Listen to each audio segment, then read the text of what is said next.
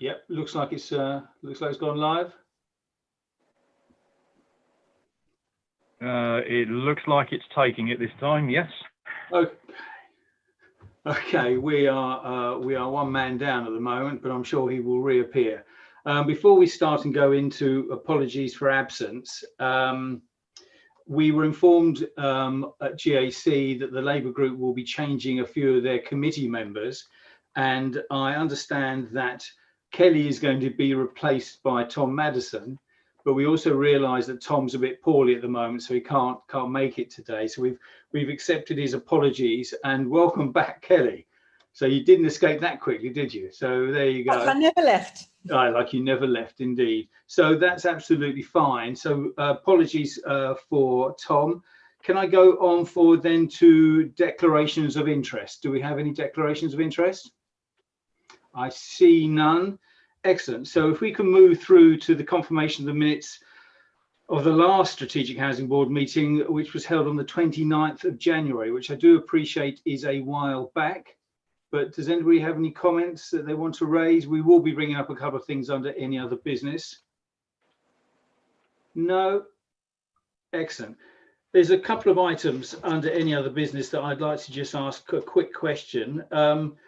We had the last time was the Kent County Council Select Committee call for evidence on affordable homes. I was wondering if anybody was able to report back as to any sort of further direction on that, whether or not they've done anything about it. Anybody from housing be able to fill us in on that? Or Jeremy even? Sorry, Jeremy. Yeah, thank you, Chairman. Yes, we did have a meeting about it and at Kent and how to take it forward. I have to say, I thought some of the recommendations really were not really geared for councils like us that were already being very proactive. They perhaps would be relevant to councils that weren't doing as much, but I don't think they actually reached into our psyche or soul as much as they would with some other councils, because we're doing much of what they are already suggesting. The other thing I would say is that where they did tend to want to intervene was in areas where I think they've misunderstood the nature of the relationship between KCC and local housing authorities or local authorities with housing responsibility. And we have to be clear. I mean, we're not trying to be defensive about our boundaries, but we do have to be careful to ensure we don't cede any particular even moral powers to KCC over some issues, because it might bounce back and cause us not to deliver what we want to in the future. We do have one of the best deliveries of new affordable homes in Kent. In fact, I think we do have I'm actually not selling ourselves. We have by far the best delivery record of affordable housing in Kent. And I think therefore it's for other councils really to catch up with us. And I think the work that KCC did, though helpful, will be much more helpful to councils that are not delivering as many. Thank you, Councillor Kite. That's been very helpful. And thanks very much to the housing team for submitting their comments on that particular requirement. The other area just to bring up was the question of the Strategic Housing Board mosaic, which, to be honest with you, was all but ready to be submitted to the last Strategic Board meeting, which sadly we had to forego for review before taking forward to the next stages. I know we are in a position where we have that now. I don't know how we want to play that at this point. We could bring it forward, I guess, for review at the next meeting, although it keeps continually taking this forward, or whether or not it will form part of the strategic housing plan that we're going to be talking about a bit later on in the meeting. But I'd take comments and advice, if any. Peter.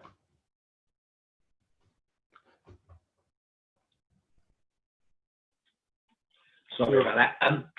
I think you're right, Chairman. I think it can go either way. I think this is quite easily, once we've agreed the content, a kind of intuitive website kind of arrangement. I don't know the best phrase or to where it could drive a certain type of applicant through a set of questions that results in a piece of advice, i.e. the better solution for their housing need at that time. And I think equally it would sit very nicely within one of the recommendations of the housing strategy.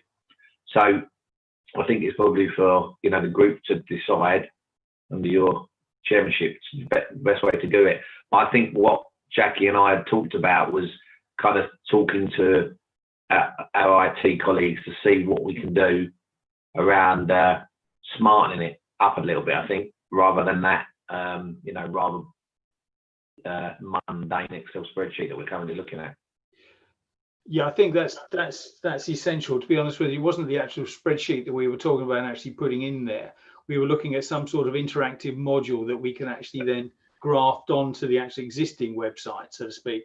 So personally, if you are happy with the content of that, I would think it would be useful for us to share that with the rest of the committee, or the board rather, to make sure that they are all happy with the content of that. And then perhaps we can take it back to see how our friends can actually, as I say, graft that in as an interactive module onto the existing website, if that is agreed by the rest of the board. Any comments? Any thoughts? You're happy? Okay, can we take that then as a direction? Can you have if Peter and Jackie and the rest of your team can have a look at the Gantt chart, the actual chart as it stands. If you're happy with the content, then if you can, we can start thinking about how we can get it distributed to the rest of the board members for them to comment on, and then we can take it back, and then perhaps we can do a status report at the next meeting. Does that sound logical? Excellent. Okay. Right. That's fine. That's I think, unless anybody else has anything else they would like to pick up as any other business from the last set of minutes. No. Okay. I have not been informed of any urgent items. Are there any, Alan? No. No, Chairman, no urgent items. Thank you. Then, and are there any references from other committees? There are none, Chairman. Thank you very much. Therefore, we'll move on to the new housing strategy for Dartford. Are you presenting that one, Peter, or is Jackie? Oh, Jackie is. Over to you, Jackie. Yeah, that's it. Thank you, Chair. I've prepared a report to discuss developing a new housing strategy for Dartford. We last developed a strategy back in 2009, and I've attached that to the report as an appendix. It was the statutory obligation then, and the format was kind of largely prescribed by government, and it's kind of a set format for the housing strategy. But since then, quite a lot's changed, and we feel that now might be the right time to develop a new one, which kind of reflects Dartford's housing aims and objectives in a more sort of simplified and concise way. And it's also perhaps more relevant now as we have our new build programme and the development of new local planning policies and lots of changes in the housing landscape over the years. And also it would be a useful document for our partners to refer to and residents. So therefore, I'd just like to ask the board to consider what they think the merits are in developing a strategy at this time, and what we might want to include, and any other issues that are relevant, really. Thank you, Jackie. What is the consensus of opinion amongst my colleagues? I personally think we should, but I would. Councillor Green. Thank you. I think it's an immensely sensible thing for us to do. I've got some notes from my colleague Madison, which Chairman, you've had sight of, so I won't. I have, yes. But Councillor Madison suggests, and I agree with this, that maybe we should. Sorry, I'm struggling to find everything in here. He's written so much. That we should maybe do a strategic housing market assessment. And he also says, which I think is a really good point, that there's some lessons that will be learned in housing generally from the COVID experience. So I think, and we all know that housing has changed so much since the last one was done. I think it's immensely sensible, and I definitely support it. Yeah, I do too. Jeremy, with all due respect, you've been around longer than most of us. What are your thoughts on this? Well, you turn your mic on.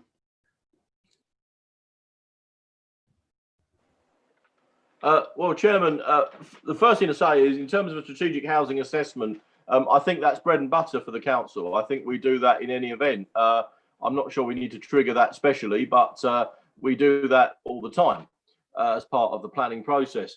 With regard to the timing, I think the big issue really is, of course, is these two big government bills that are going through, the white paper on planning and the white paper on housing numbers. And quite honestly, that's going to throw into turbulence anything we plan right now. I don't want anyone to get the impression that we don't have a rolling plan for housing. We do. But I think the key really will be, it might be worth starting the work now, but I do think our horizon on completion needs to be wise enough to be to take into account the likely outcome of those two bits of legislation, which could be very important to it. There's not much. I mean, it's not just about numbers, of course. The numbers leads you to decisions about locations, and it leads you to decisions about policy and the breakdown of our borough into planning zones and non-planning zones. So it might be worth starting the work, but I do think we need to keep an open-ended view on it to take into account the new issues coming in with regard to legislation. With regard to COVID, yeah, I think there may be lessons to learn, although I suspect that most of the lessons that we'll be learning will be related to the cohort of people that we care for within our housing family. I'm not sure the strategic position is changed very much by COVID. Other than there might be some, significant demand changes in the country with regard to the availability of mortgage products and the amount of money available to people to move into the market, and that has implications for us right across. But again, I suspect that the COVID work is probably more to do with a housing review of how we coped with looking after our folk during housing. But I don't mind. I mean, let's put it in there and let's start work. But with regard to the strategic housing assessment, I'm sure officers will correct me if I'm wrong, but that's bread and butter for us anyway, isn't it? Would anyone from housing care to comment on that? Doesn't look like it.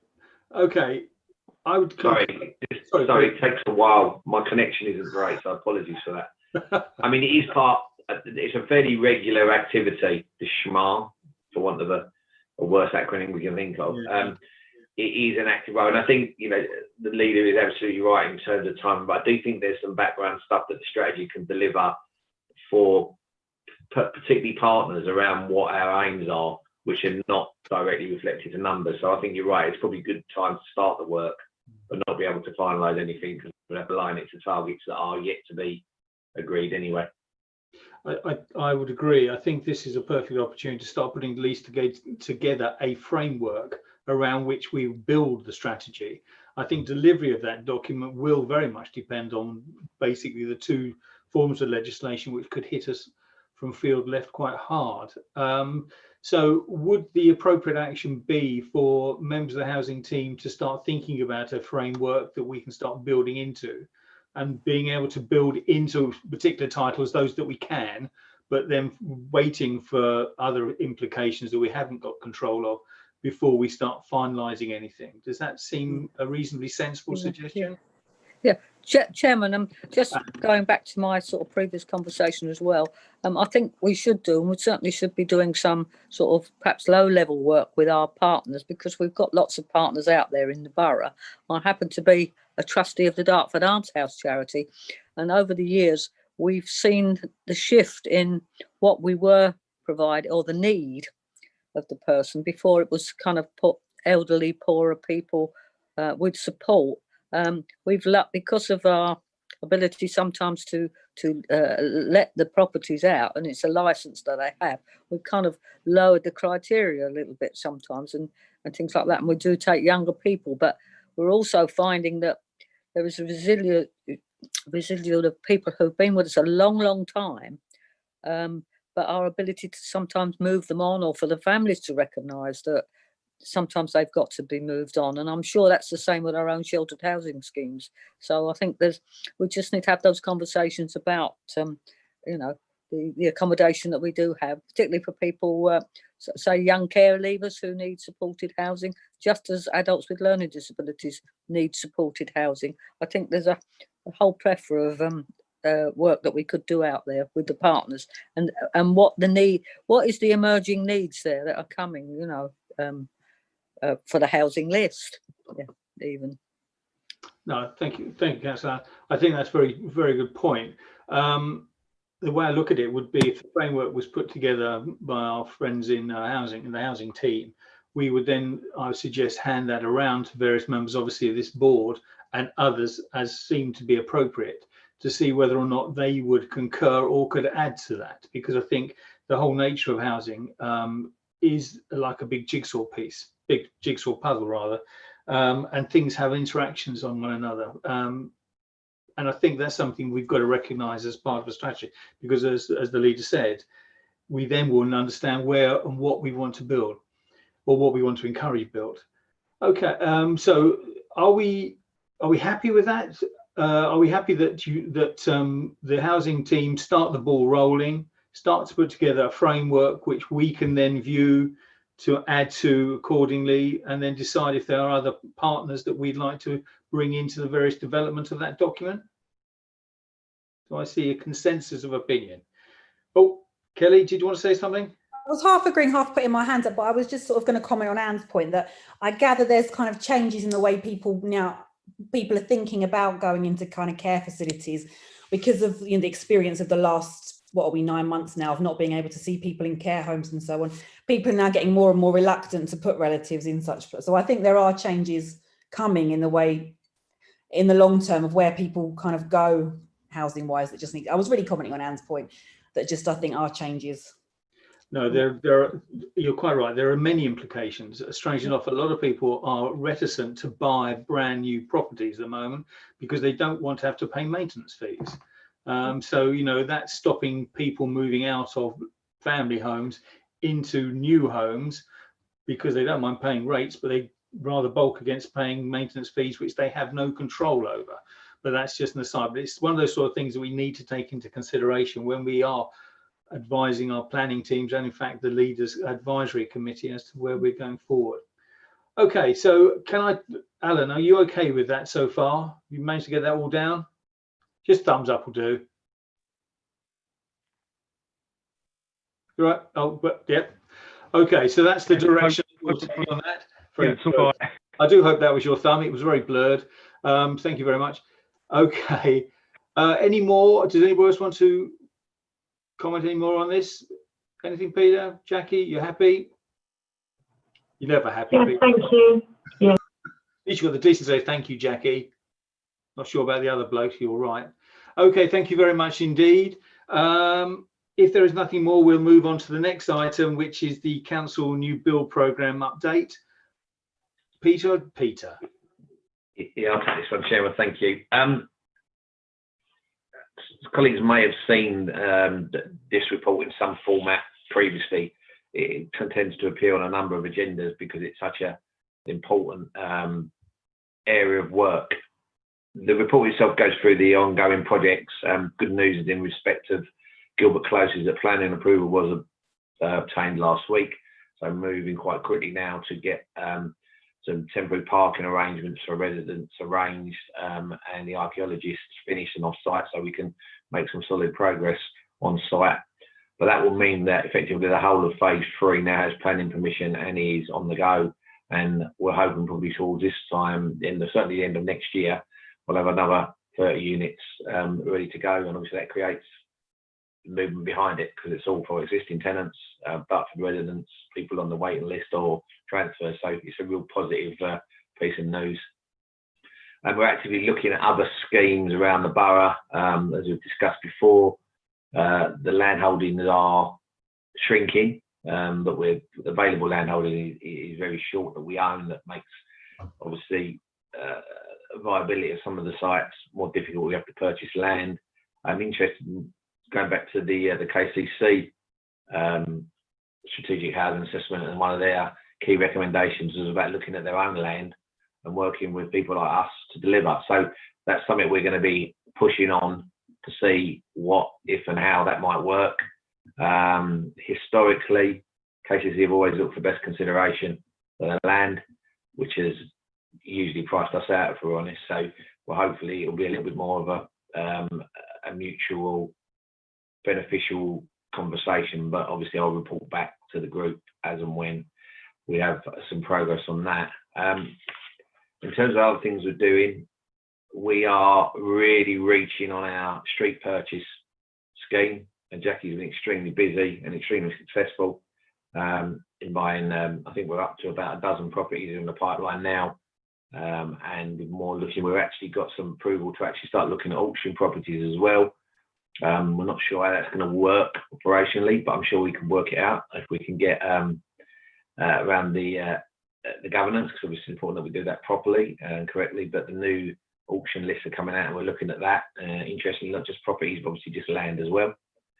So that could be a positive moving forward, and constantly looking at feasibility studies around conversions and adaptations and what we might do to increase the stock to the best we can. In terms of the financial situation, the budget itself remains quite healthy. Right to Buy team are extremely busy. Lots of applications haven't actually flown through to completions yet. But what that means is in 3 years' time, we're very likely to have a very big sum of money again to spend, which is very positive. What we've got to do in the meantime is make sure that we've got a program that spends that money. Or as you know, we have to pay some back plus interest. In terms of the current year, we are heading for a small underspend, we think, in terms of the one-for-one receipt, but we're pushing hard to mitigate that by street purchases.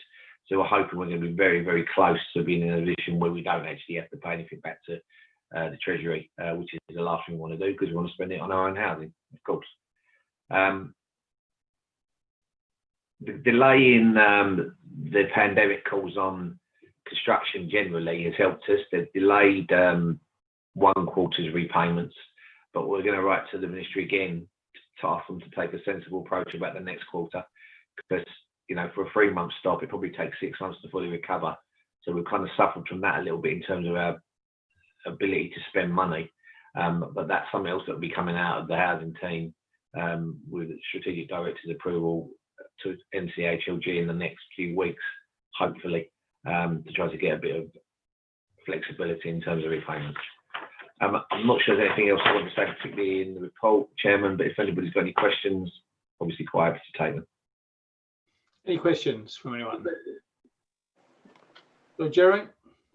Thank you, Chairman. Not really a question, but just to reinforce a couple of issues, because Peter's mentioned the renewed focus upon the receipts we have to spend by the end of the year.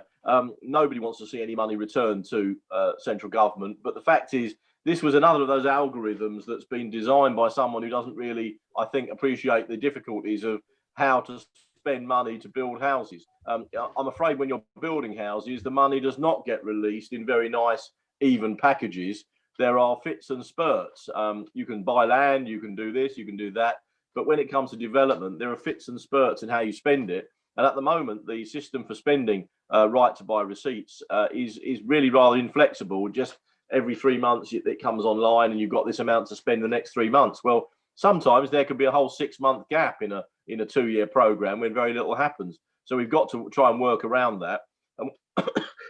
Excuse me. And one of the things that was very obvious to me was that we need to look at different ways of spending. And I think the housing officers were actually champing at the bit for some of these street purchases. It's not as safe, and not safe is not the word, but it's not as reliable as building your own houses. You're not able to be certain of the outcomes in the same way as you are by building your own homes. And certainly auctions is another dimension entirely. I guess Peter says we're working through the governance of it. It will at some point mean packing Jackie off with a suitcase full of cash and asking her to buy houses at auction. Well, sort of, within our government's framework. But so it's a very different way for us behaving. But the one thing we've got to do as a council, we've got to remember or got to accept that delivery of social accommodation is not a once only a thing to do. It's got to be a rolling program that never, ever, ever stops, because you're always losing stuff on the right to buy at the other end. And you're always facing different circumstances with people who need housing. So we are committed to doing everything we can to make sure we use every method we can to provide good stock. Now, clearly, when the holy grail for us in terms of acquiring properties is actually acquiring former council properties. As long as the value is right, and as long as we're not overpaying for them, as long as we're not, being being disadvantaged by buying our own properties back. It's a very good way of doing it. But there are also a lot of very good standard properties out there in areas where that are well within our management regime boundary that we should be looking at in terms of purchases. So I'm delighted we're now doing that. And I get the feeling that housing staff are quite relieved we are too. It's not without a whole new set of challenges. We've got to make sure all our governance procedures are right. We're very dependent upon valuations, and that's something we're looking at. But I think it's a golden age for us if we can start to be prepared to go to the market and start to acquire houses at the right price, if they're right, for social housing tenants. They're good houses in the right place, in good neighbourhoods, and it means we can just, offer new things to our the people who are wanting housing in Dartford. So I'm very, very pleased we're doing it. Thank you, Jeremy. Kelly, do you want to add anything, or are you okay? Okay. I'm fine. Yeah, I No, agree. it's all right. It's not compulsory. Not compulsory. Just don't want you to feel left out. Well, I look forward to seeing Jackie on Homes Under the Hammer sometime soon. I'm sure you'll perform admirably. Interestingly enough, not that I watch the programme all the time, of course, but it was noticeable that some councils have been purchasing larger properties actually on Homes Under the Hammer, and they're not always houses. There are other buildings as well that can be converted. Because the big problem, of course, is that private housing is not always as well built as council housing. But don't tell anybody I said that. Okay, is there anything else? But can I just say congratulations, because I think the work that's being done on the growth of our housing stock is fantastic. As Jeremy quite rightly said, the trouble is that although we will get further receipts from the houses that we're selling under right to buy, it also means that we're losing houses under right to buy. So we do need to replace them at the other end. So that's excellent. It was interesting to see that there was a certain amount of negative noise that came out of the work around the development of Milton Road, but that seems to have quieted down, and there was almost nothing tied around to Gilbert. I think the people of Swanscombe are suddenly beginning to realise that the developments aren't private developments, but they are actually council developments being built for them. So I think that's great, and more power to that. Okay, is there anybody that wants to mention anything or discuss anything more on the new build programme? Okay, well, in that case, we are nearing the end of this particular meeting. Before I ask for just to confirm the date of the next and future meeting and future items, can I just say, Kelly, thank you very much for being a part of this board for the time that you were. We will miss you, but we're looking forward to Councillor Madison joining us. So that's wonderful. And as soon as he becomes better and well. So, Alan, first of all, just the date of the next meeting, and then perhaps we can discuss future items after that.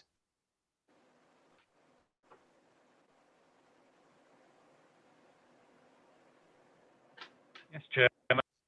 The date of this meeting is penciled in for 2 o'clock on the 27th of January. Day after my birthday. That's what I like to see. Excellent. So we are setting ourselves up for a number of items that we can bring to that particular meeting, hopefully either for fruition or ongoing discussion. One of those will obviously be the mosaic, which has been on our plates for quite some time, but hopefully we will be in a position to report its actually implementation by that particular point. We'll see, but if we can add, if everyone's happy to add that to the agenda, there will be other things coming along.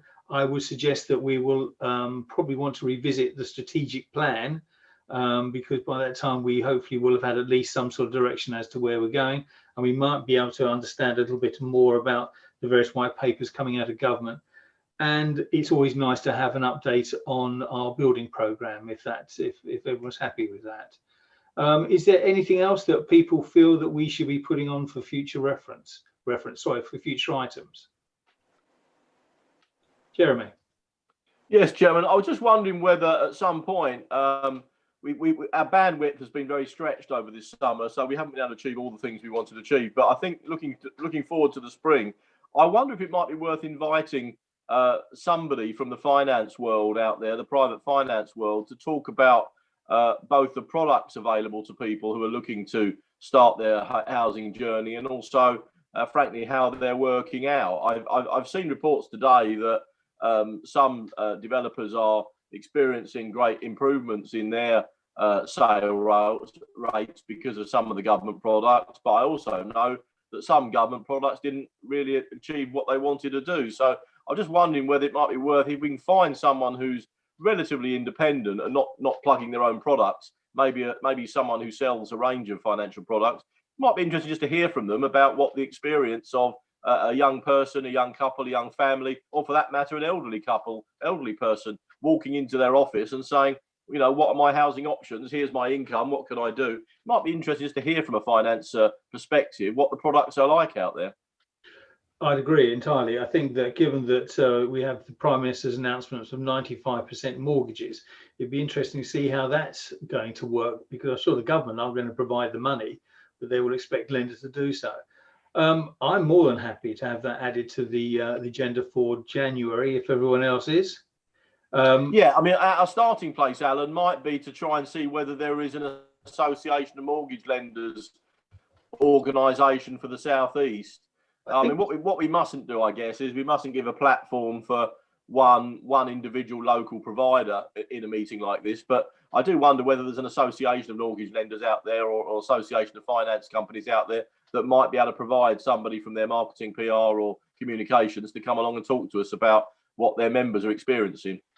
There used to be the Council of Mortgage Lending, didn't there? I don't know if that's. There used to be a Council of Mortgage Lending, absolutely. Yeah, I don't know whether they're still. Unfortunately, with that, but no, I think that's right. See, I could probably name a number of advisors based in Dartford, but I think you're quite right to say it might be suggesting to them that we're giving them a very specific platform. Alan, we can liaise on that outside this meeting, if that's okay. Chairman, could I just... Sorry, that's Alan. I was saying that's absolutely fine. I've taken a note of the comments that Councillor Kite made, and we'll give those organisations do in fact exist. Sure. Sorry, Alan, you are beginning to sound a bit like something out of a Yorkshire working man's club, but that's right. Yeah. In fact, you're breaking up a bit. Sorry, I'm a bit too old, I recognise. Councillor Allen.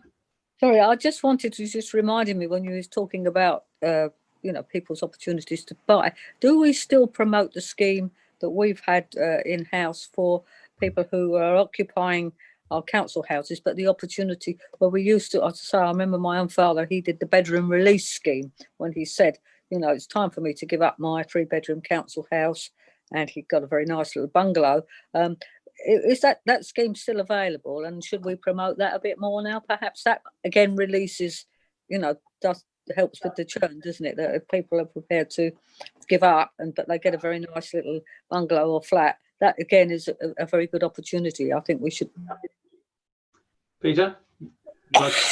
Yes, Chairman, Councillor. Our very snazzily titled Downsize for Cash scheme is very successful. £500 per bedroom that you downsize, plus your moving out, moving in costs. And we do have lots of conversations with lots of tenants that are under occupying around it.